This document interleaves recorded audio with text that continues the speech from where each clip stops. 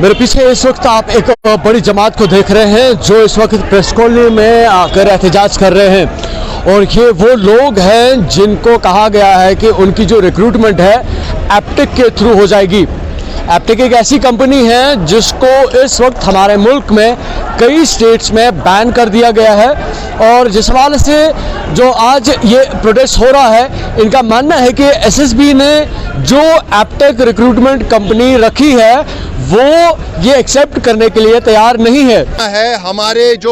हमारे जो नौजवान हैं यहाँ के, हमारी जो बहनें हैं वो सड़कों पे है, कई महीनों से सड़कों पे है और ये जो वादे और दावे करती है गवर्नमेंट, ये खोखले साबित होते हैं। इन्होंने एक एप्टेक कंपनी चुनी जो ब्लैक लिस्टेड कंपनी है, ना कि यहाँ पे बल्कि कई सारे स्टेट्स में जो है ऑलरेडी बैंड है, ऑलरेडी इन्होंने घपले किए हैं। उसी कंपनी को इन्होंने यहाँ पे एग्जाम कंडक्ट करने के लिए लाया है। तो आप देखिए, चाहे एसआई के इम्तिहानात हो, चाहे फायर एंड सर्विस के इम्तिहानात हो या चाहे बाकी इम्तिहानात हो, हर एक में घपले हुए हैं और गवर्नमेंट तस से मस नहीं हो रही है। जेके एसएसबी जो है, जेके एसएसबी को एक मनी मिंटिंग मशीन बना दिया गया जो कि मुस्तकबिल लिखती है नौजवानों का। तो हमारा दावा है यहाँ के गवर्नमेंट से, एलजी इंतजामिया से, कि इस पे जल्द से जल्द जो है कार्रवाई की जाए। देखिए, हमारे एक तरह से ये वादे करते हैं बेटी बचाओ बेटी पढ़ाओ के। आप देखिए, हमारी बहनें, हमारी बेटियां अभी सड़कों पे है। हम इनसे दावा करते हैं, हम इनसे पूछते हैं कि अगर आप यहाँ के गयूर अवाम के बारे में सोचते हैं, अगर आप यहाँ के नौजवानों के बारे में सोचते हैं, तो आप कोई एक्शन क्यों नहीं ले रहे हैं?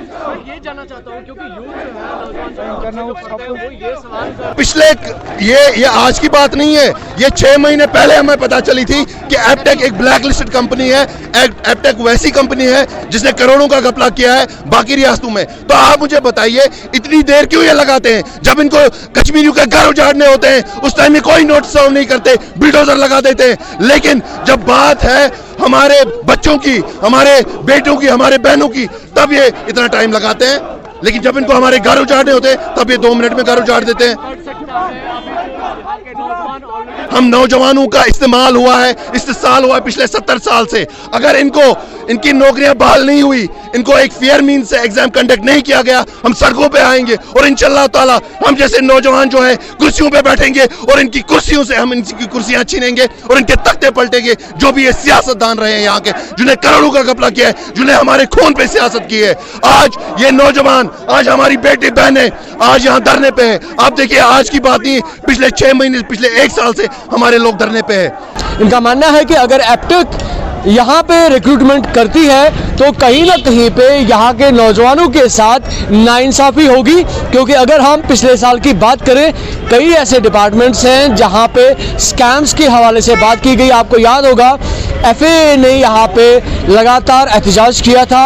उसके बाद जो सब इंस्पेक्टर पोस्ट के हवाले से जो यहाँ पे एहतजाज हो रहे थे, या जो फायर सर्विस डिपार्टमेंट के हवाले से जो एस्पिरेंट्स थे उन्होंने एहतजाज किया था। इन 3 जो बड़े डिपार्टमेंट्स हैं, इनके हवाले से कहा जा रहा था कि जो स्कैम्स हैं उनकी वजह से जो नौजवान यहाँ के हैं उनके कैरियर के साथ कहीं ना कहीं पे नाइंसाफ़ी हो रही है। इस सिस्टम से, करप्ट सिस्टम से कौन लोग सामने आते हैं? नाकाबिल लोग सामने आते हैं। इस वजह से हमारा पूरा सिस्टम जो है कोलैप्स होता है। हमारे नाकाबिल डॉक्टर आते हैं, नाकाबिल इंजीनियर्स आते हैं, नाकाबिल एसआई में जो है भर्ती होते हैं। तो इस वजह से हमारा सिस्टम खराब है। लेकिन अगर वाकई में गवर्नमेंट सोचती है कि कश्मीरी को ऊपर उठाना है, कश्मीरी लोगों के बारे में सोचना है, हमें हमारे यहाँ बहनों के बारे में सोचना है, बेटियों के बारे में सोचना है, तो हम इनसे पूछते हैं कि आपको हम आज और एक मौका देते हैं अपनी काबिलियत दिखाने का, यह दिखाने का कि आपको कश्मीरी लोगों से प्यार है, आपको कश्मीरी बच्चों से प्यार है। जनाब, आज यहाँ पे काफ़ी नौजवान जमा हुए हैं और एहतजाज कर रहे हैं कि सरकार को एप्टेक को जिस तरह से हर एक जो स्टेट है बैन कर दिया गया है, उसी तरह से जम्मू कश्मीर यूटी में भी एप्टेक को रिक्रूटमेंट करने की इजाज़त नहीं दी जानी चाहिए। हमारे लिए वुमेन्स डे मुझे लग रहा कुछ भी नहीं है, क्योंकि we are on the roads. अगर वुमेन्स डे की इतनी ज़्यादा अहमियत होती तो हमारी चीज़ें सुनी जाती। जब अब बर्दाश्त की लिमिट मतलब हद हो गई हर चीज़ की, हम सड़कों पे आ गए। और ये मत सोचना कि ये आज पहला प्रोटेस्ट दिन ख़त्म हो जाएगा, नहीं, हम रुकने वाले नहीं हैं। और आप लोगों को अगर लग रहा है कि वुमेन्स डे पे एक लड़की को आपको क्या दे सकते हो, एक रोड पे हम यहाँ पे इतने लड़कों के बीच में लड़कियाँ हैं। इन नौजवानों का मानना है कि जब तक एप्टेक एक रिक्रूटमेंट एजेंसी एसएसबी की तरफ से जम्मू कश्मीर में रखी जाएगी, तब तक कोई भी नौजवान एप्टेक के थ्रू अपनी रिक्रूटमेंट नहीं कराएगा। और इस हवाले से सरकार से ये दरख्वास्त की जा रही है कि एप्टेक को जिस तरह से बाकी स्टेट्स में बैन कर दिया गया है, उसी तरह से जम्मू कश्मीर में भी बैन कर देना चाहिए।